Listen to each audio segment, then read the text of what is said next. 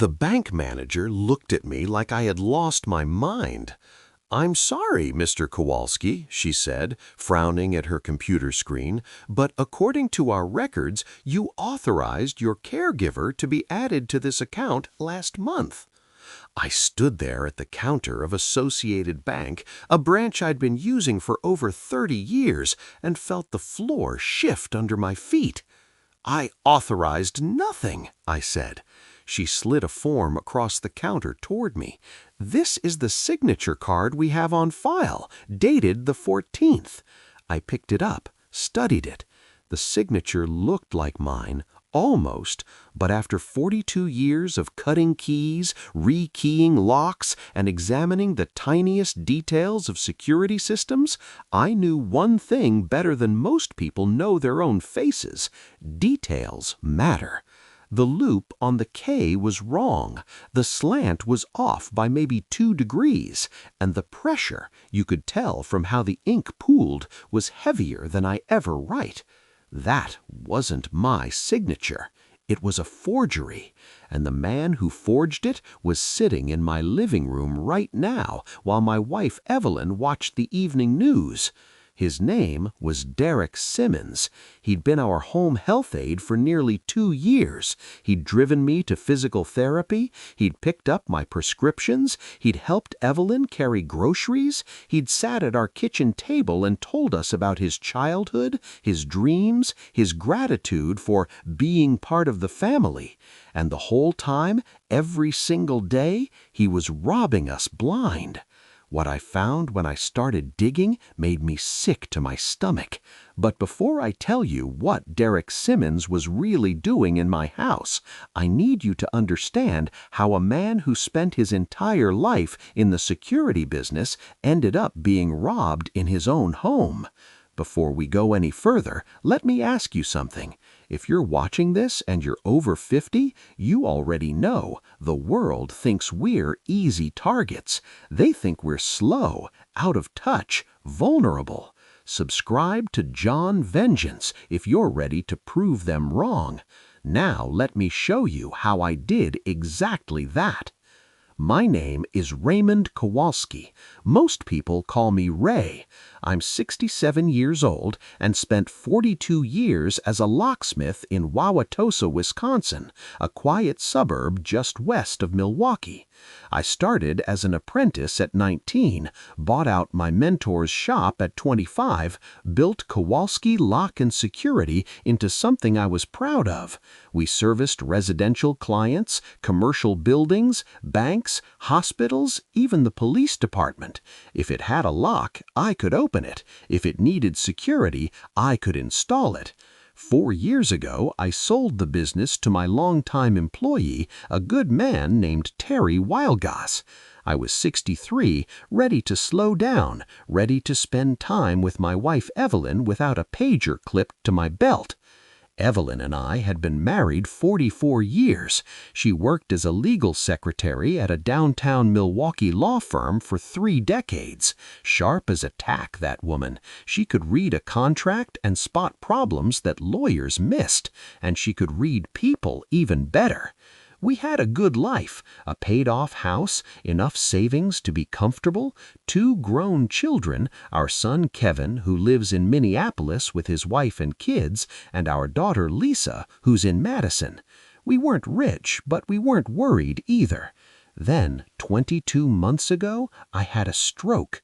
It was minor, that's what the doctor said, a warning shot.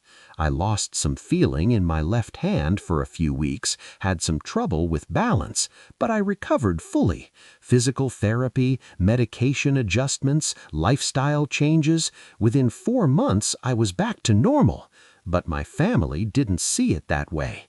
Lisa especially was worried. She lived 2 hours away and couldn't check in on us every day. Kevin called constantly, asking if I was really okay. Even Evelyn, bless her heart, watched me like I was made of glass for those first few months.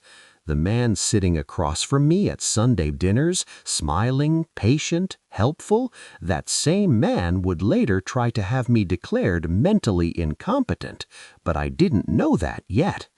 The agency was called Heartland Home Care. Lisa found them online, read the reviews, called herself. Just part-time help, someone to check in, run errands, give mom a break. I didn't want it. I didn't need it. But I agreed because it made my daughter feel better, because I didn't want her worrying, because sometimes when you love your family, you swallow your pride and say yes even when everything in you screams no. Derek Simmons showed up to our door on a Tuesday afternoon in March 2 years ago. He was 34 years old, clean-cut, polite. He wore khakis and a blue polo shirt with the Heartland logo. He shook my hand firmly, not too hard, not too soft. He called Evelyn ma'am, and offered to take off his shoes at the door. His references were impeccable. The agency had vetted him, they said. Background check, clean, CPR certified, 5 years of experience with elderly clients. He was perfect. Too perfect, I'd realized much later. But at the time, I just saw a young man who seemed genuinely happy to help. He started coming 3 days a week, then 4. He'd drive me to appointments, pick up prescriptions, help with yard work when my balance wasn't great. He'd sit and talk with me about sports, about the news, about his childhood growing up in Indiana. Evelyn liked him. Lisa adored him. Even Kevin, the skeptic, said he seemed like one of the good ones. And slowly, so slowly I didn't notice, Derek became indispensable. Now, stop for a second. Here's what most people don't understand about being 67 years old. We're not slow. We're patient. There's a difference. Slow means you can't keep up. Patient means you've seen enough to know that rushing leads to mistakes. I'd spent 42 years solving problems that required precision. Tumblers, pins, electronic systems, social engineering. I'd learned that the best way to open any lock is to understand how it was designed to work and then find the one flaw in that design. I didn't know it yet, but Derek Simmons had a flaw too, and I was about to find it. It started with coffee. Every Wednesday morning, I met my friend Marty Jankowski at a diner called Rosie's on North Avenue. Marty was 68, a retired postal carrier who'd walked the same route in our neighborhood for 31 years. We'd been grabbing coffee together since we were both in our 40s. He knew everything that happened on every block within a mile radius. One Wednesday in January, about 4 months ago now, Marty mentioned something that made my ears perk up. "Saw that caregiver of yours downtown yesterday," Marty said, stirring his coffee, "at the Wells Fargo on Wisconsin Avenue." I frowned. "Derek?" "Yeah, about 2:15, maybe 2:30. Looked nervous, actually, kept looking over his shoulder." I didn't say anything, but my mind started turning. See, that same Tuesday, Derek had told me he was going to Walgreens to pick up my prescriptions, said it would take about an hour, maybe 90 minutes, because the pharmacy was backed up. He left at 1:30, came back at 3. Walgreens is 15 minutes away. Wells Fargo downtown is 35. And here's the thing, I don't bank at Wells Fargo. My accounts are at Associated Bank, where they've been for 40 years. So why was Derek at a bank I didn't use on a day he said he was at a pharmacy? Maybe there was an innocent explanation. Maybe he had his own errands to run. Maybe Marty was mistaken. But I didn't think so, because I'd spent 42 years spotting when things didn't fit, when a lock was picked versus kicked, when a key was copied versus original, when someone was telling the truth versus running a con. And something about Derek Simmons suddenly didn't fit. That night, I couldn't sleep. I lay in bed next to Evelyn, staring at the ceiling, running through everything I knew about Derek. He knew our schedule. He knew when we were home and when we weren't. He knew where we banked, where we kept important documents, what medications I took. He had access, and he had opportunity. The GPS tracker showed me something that made my stomach drop. 4 locations Derek visited every week that he never mentioned. I'll tell you exactly what I found, but first I had to confirm my suspicions. The next morning, I called my old friend Pete Holleran. Pete ran a security installation company I'd supplied equipment to for 30 years. We'd worked together on everything from bank vaults to jewelry store alarm systems. "Pete," I said, "I need a favor. You still have those GPS trackers you use for fleet management?" "Sure do. Little magnetic units stick right under a vehicle. What do you need it for?" I hesitated. "I think someone's stealing from me. I need to know where he goes when he's not with me." Pete didn't ask questions. He knew me well enough to know I wouldn't call unless it was serious. The next day, he dropped off a tracker the size of a deck of cards. I waited until Derek went to the bathroom, then slipped outside and attached it to the underside of his Honda Civic. For the next 2 weeks, I tracked every move he made. Tuesday, Derek said he was at Walgreens. GPS showed him at Wells Fargo for 47 minutes, then at a storage facility on Capitol Drive for 22 minutes. Thursday, Derek said he was getting my car washed. GPS showed him at a law office on Water Street, Kendrick and Associates, specializing in estate planning. The following Tuesday, Derek said he was at the grocery store. GPS showed him at a second bank, U.S. Bank this time, for over an hour. Not once did he mention any of these locations, and not once did any of them make sense for someone whose job was to take care of me. I showed Evelyn the logs. She looked at the spreadsheet I'd printed out, dates, times, locations, and her face went pale. "Ray," she said quietly, "he's doing something. I don't know what yet, but this isn't right." Evelyn was scared. I could see it in her eyes. But she was also angry, the same anger I felt, because we'd trusted this man. We'd let him into our home, our lives, our family, and he'd betrayed us. "We need to look at the bank statements," she said, "all of them, going back as far as we can get."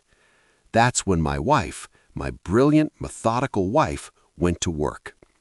Evelyn requested detailed statements from every account we had, bank accounts, credit cards, investment accounts. She asked for 18 months of records. Then she sat at the kitchen table for 3 straight days, building a spreadsheet. Every transaction, every withdrawal, every charge, cross-referenced with our household calendar, cross-referenced with what Derek claimed he was doing on each day. Then my phone rang. Unknown number. A woman's voice I'd never heard before. "Mr. Kowalski, you don't know me. My name is Carmen Reyes, but I know the man who's living in your house, and you need to hear what he did in Cleveland." I stood in my kitchen, gripping the phone so hard my knuckles turned white. "Who is this?" I asked. "My name is Carmen Reyes," the woman said. "I'm calling from Toledo, Ohio. I used to work as a home health aide in Cleveland, and I worked alongside the man you know as Derek Simmons." "What do you mean, the man I know as?" There was a pause. I could hear her take a breath. "When I knew him," Carmen said, "he went by David Sims. Different last name, same face, same methods. Mr. Kowalski, I saw your daughter's Facebook post. She shared a photo thanking your caregiver. I recognized him immediately, and I need you to understand what he did to the last family he worked for." My hands were shaking. 42 years running a business, never been swindled, not once. And this kid, this 34-year-old parasite, had been doing it in my own living room. But here's the thing, that wasn't even the worst of it. Carmen told me everything. She'd worked at a Cleveland agency called Comfort First Home Services from 2018 to 2021. Derek, David as she knew him, worked there too. They were both assigned to care for an elderly man named Harold Gentry, 83 years old, widower, lived alone in a house in Shaker Heights. David always volunteered to handle Harold's banking, grocery shopping, pharmacy runs, bill payments. He made himself essential. Harold trusted him completely. What happened? Harold died in March of last year. Natural causes, they said.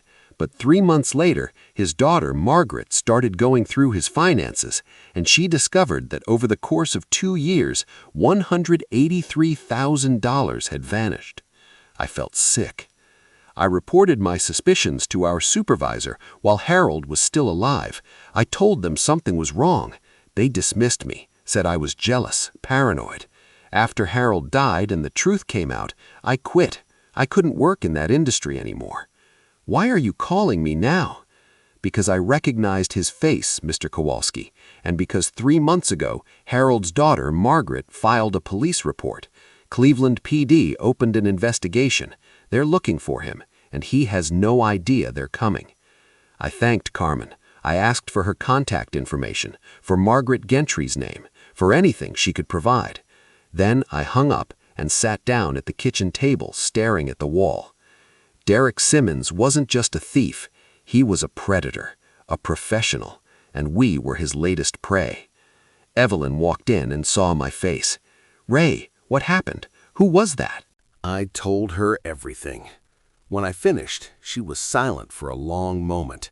Then she picked up the spreadsheet she'd been working on, the transaction analysis, the cross-referenced dates, and slid it across the table toward me. "Look at this," she said quietly. The numbers told a story, a terrible story. Over the past 18 months, there had been 47 unauthorized cash withdrawals from our checking account, each one small enough to avoid triggering alerts.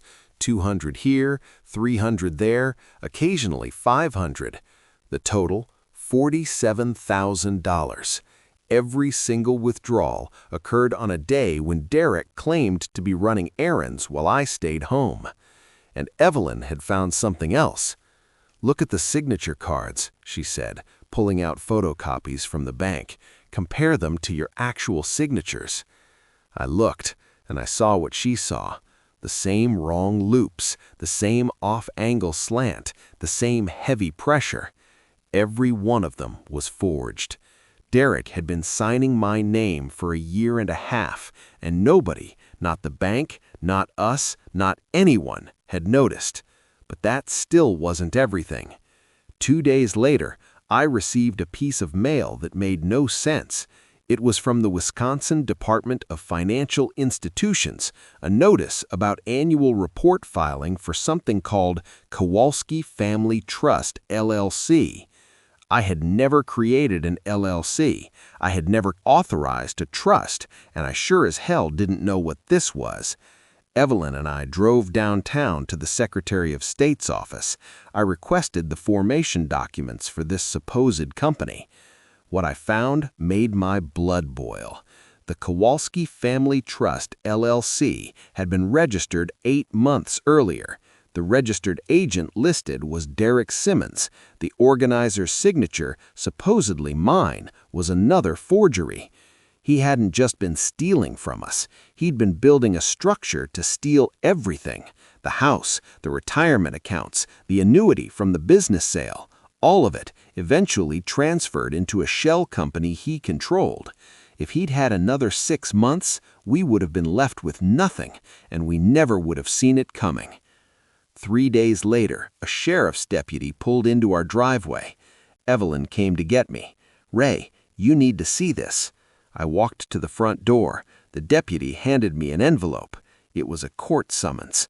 Bradley, my own nephew, my sister's boy, who I hadn't seen in person in 8 years, had filed a petition to have me declared incapacitated. The petition claimed I was showing signs of severe dementia, leaving the stove on, wandering at night, paranoid delusions about being robbed. It claimed Evelyn was either complicit or in denial, and that I needed a court-appointed guardian to protect my assets. My hands started shaking again, not from fear this time, from rage. "I got to Bradley," I said. "Derek called him. He's been calling him for weeks, probably, filling his head with lies." Evelyn read the petition over my shoulder. Her jaw tightened. "This is our battlefield now," she said, "and we know it better than they do." But before I tell you how I fought back, let me stop here for a moment.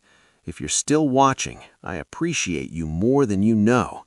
Hit that like button so this story can reach more people who need to hear it, because what happened next, that's when I finally turned the tables. The mediation was scheduled for a Thursday at 10 a.m. That's how Wisconsin guardianship law works. Before anything goes to a judge, there's a mandatory mediation to see if the parties can resolve the dispute. Derek thought it was about my competency. He thought he was coming to watch me crumble in front of lawyers and court officials. He had no idea who was waiting in that conference room. The hearing was held at the Milwaukee offices of Fisher & Dunn, the elder law firm I'd hired. Sandra Fisher, my attorney, was a 61-year-old former prosecutor who specialized in guardianship defense. She'd seen every trick in the book, and she was about to add a new chapter. I spent the week before the mediation preparing, not preparing to defend myself, preparing to attack. I contacted Carmen Reyes again, asked if she'd be willing to testify via video call. She said yes without hesitation. I called Margaret Gentry, Harold Gentry's daughter in Cleveland, told her what Derek had done to us. She broke down crying on the phone. Then she said, "Whatever you need, Mr. Kowalski, I'll do whatever it takes to stop him." Then Sandra Fisher made a call I didn't expect. "Ray, I have a contact at the Cleveland Police Department, Financial Crimes Unit, Detective Angela Chen. She's been working the Gentry case for 3 months, and she's very interested in meeting Derek Simmons." I smiled for the first time in weeks. "Can she be here for the mediation?" She said. "I already asked. She's flying in Wednesday night." The morning of the mediation, Evelyn and I arrived early. We sat in the conference room at Fisher & Dunn, a long mahogany table, leather chairs, floor-to-ceiling windows looking out over the Milwaukee skyline. Bradley appeared on a large screen via video call from Tampa. He looked uncomfortable, nervous. He barely made eye contact with me. His attorney, a Milwaukee lawyer he'd hired remotely, sat at the table looking through documents. And then Derek walked in. He was wearing a charcoal suit, professional, polished. He nodded at me with that same patient, caring smile he'd worn for 2 years. "Ray," he said warmly, "I'm so sorry it's come to this. I just want what's best for you." I said nothing. Evelyn squeezed my hand under the table.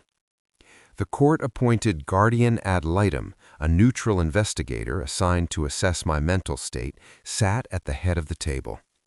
Sandra Fisher stood. "Thank you all for being here," she said. "Before we proceed with the guardianship discussion, I need to inform the parties that my client, Raymond Kowalski, contests this petition in its entirety. He will demonstrate not only that he is fully competent, but that he has been the victim of systematic financial fraud, and that the petitioner's information came from the perpetrator of that fraud." Derek's smile flickered, just for a second, but I saw it. Here's where I turned the tables, because Derek forgot one thing about locksmiths. We don't just open locks, we understand systems, and I had built a system of my own. Sandra nodded to her paralegal, who began distributing documents. "Exhibit A," Sandra said, "GPS tracking logs showing that over a 2-week period, Derek Simmons repeatedly visited locations he concealed from my client, including 3 banks, a storage facility, and an estate planning law office." Derek's face went pale. Exhibit B, detailed bank statement analysis prepared by Mr. Kowalski's wife, Evelyn, a retired legal secretary. This analysis documents $47,000 in unauthorized cash withdrawals over 18 months, each with a forged signature. "This is ridiculous," Derek interrupted. "Ray is confused. He's showing classic signs of—" "Exhibit C," Sandra continued, ignoring him. "Formation documents for Kowalski Family Trust, LLC, a shell company registered with the state of Wisconsin 8 months ago. The organizer's signature is a forgery. The registered agent is Derek Simmons." Derek stood up. "I'm not going to sit here and—" "Sit down, Mr. Simmons." The voice came from the doorway. A woman in a dark blazer stepped into the room. Her badge was visible on her belt. I'm Detective Angela Chen, Cleveland Police Department, Financial Crimes Unit. I've traveled here today regarding an ongoing investigation into the theft of $183,000 from Harold Gentry, deceased, of Shaker Heights, Ohio." Derek's face went white. "I have never been to Cleveland in my life." "Then perhaps you can explain this." The paralegal turned on the large screen. A video call connected. Carmen Reyes appeared. "Hello, David. It's been a while."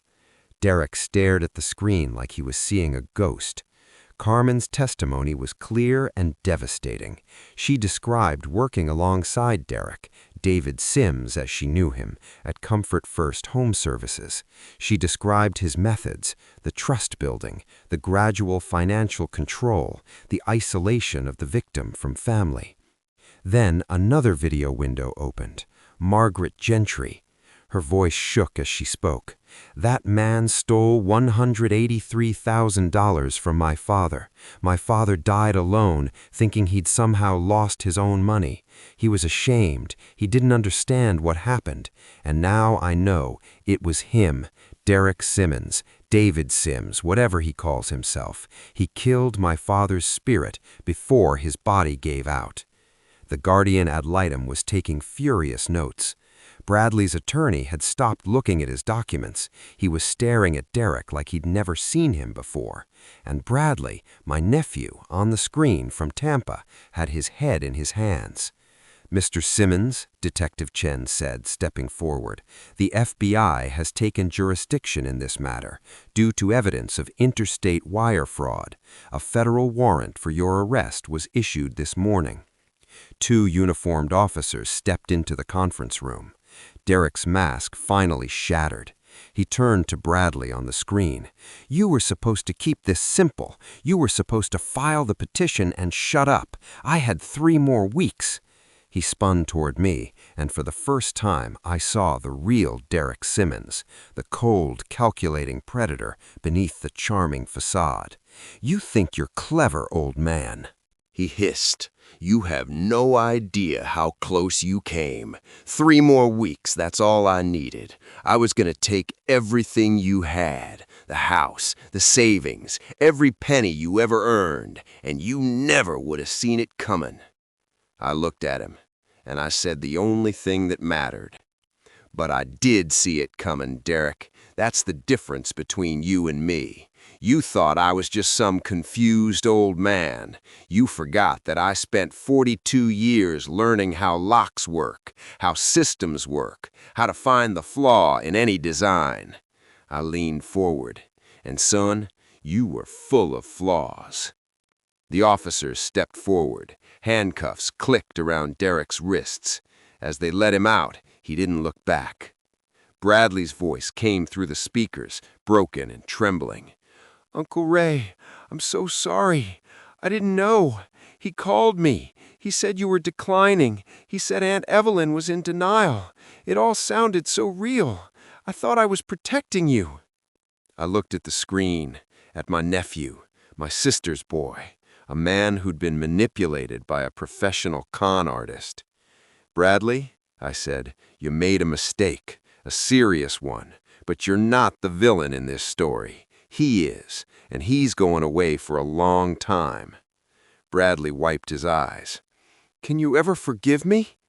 I thought about it, about trust, about family, about second chances. "Ask me again at Christmas," I said, "in person, in Wisconsin." Sandra Fisher dismissed the mediation. The guardian ad litem closed her notebook and approached me. "Mr. Kowalski," she said, "I'll be recommending that this petition be dismissed with prejudice. You are clearly competent, and I've never seen a more thorough defense in my 30 years doing this work." I shook her hand. "I had good help," I said, looking at Evelyn. My wife smiled, that same smile I fell in love with 44 years ago. "Partners," she said, "always." The federal charges came down 2 weeks later. Derek Simmons was indicted on 3 counts of interstate wire fraud, 2 counts of identity theft, and 4 counts of forgery. The FBI had taken over from Cleveland PD because Derek had crossed state lines, Ohio to Wisconsin, to continue his crimes. The evidence was overwhelming. My GPS logs, Evelyn's financial analysis, the forged LLC documents, Carmen's testimony, Margaret Gentry's documentation of the Cleveland theft, bank records from 3 states, and Derek's own words captured by the conference room's recording system. I was going to take everything you had. His public defender advised him to plead guilty. He did.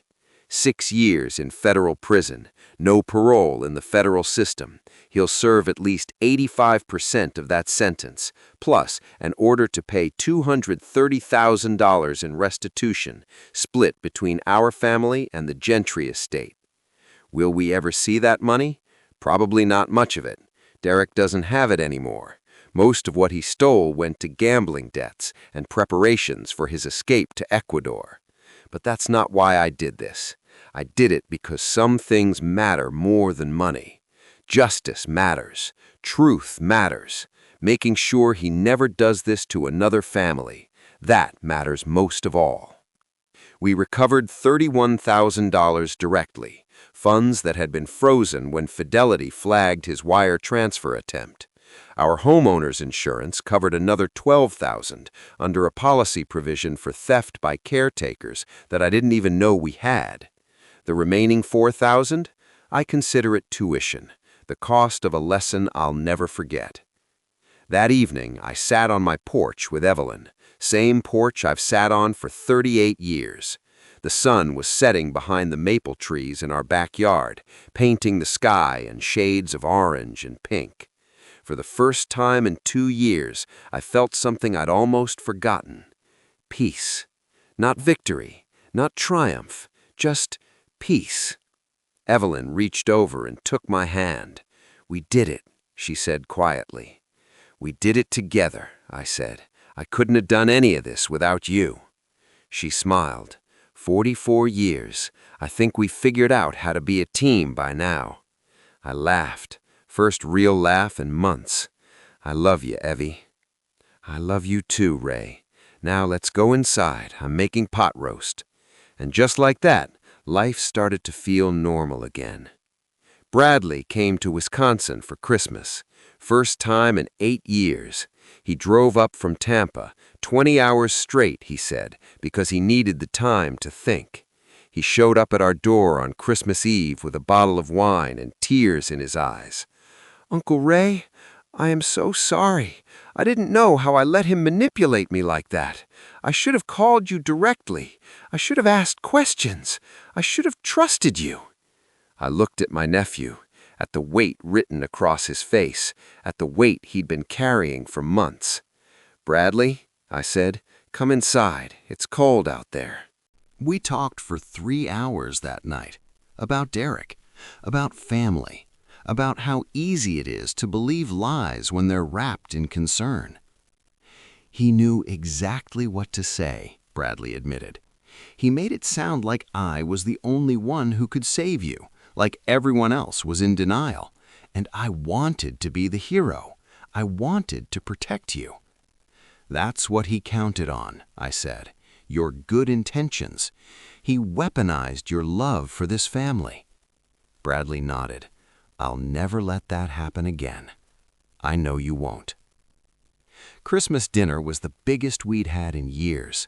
Kevin and his wife came down from Minneapolis with their 2 kids.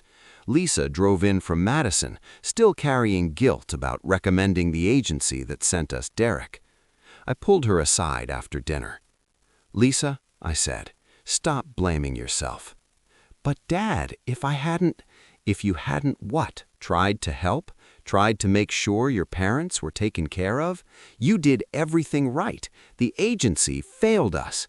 Derek fooled everyone. Trained professionals, family members, even me for almost 2 years. You are not responsible for his crimes." She hugged me tight. Didn't say anything. Didn't need to. The Gentry family reached out in January. Margaret, Harold's daughter, called to thank us. She said that our case had given her closure, that knowing Derek would spend years in prison helped her finally grieve her father properly. He died thinking he'd lost his own money, she said, that he'd made some mistake. He was so confused and ashamed at the end. Now I can tell him, wherever he is, that it wasn't his fault. It was never his fault. I told her about Carmen Reyes, about how Carmen's courage had connected our two families. "She's a hero," Margaret said. "You all are." I don't know about hero. I was just a man who paid attention, who asked questions, who refused to be a victim. But I'll take it. In February, Evelyn and I started volunteering with the Wisconsin Coalition Against Elder Abuse. Turns out there was a whole community of people fighting this fight. Social workers, attorneys, law enforcement, advocates, people who'd seen what predators like Derek do to families and who dedicated their lives to stopping it. They asked me to speak at senior centers, to share my story, to help other people recognize the warning signs. The first time I stood in front of a room full of people my age, I was nervous. I'm not a public speaker. I'm a locksmith. I work with my hands, not my words. But then I looked at their faces, and I saw myself. People who'd worked hard their whole lives, built families, built careers, saved money, played by the rules, and now, in their 60s and 70s, they were being told they were targets, that the world saw them as easy marks. I cleared my throat and started talking. My name is Ray Kowalski. I'm 67 years old.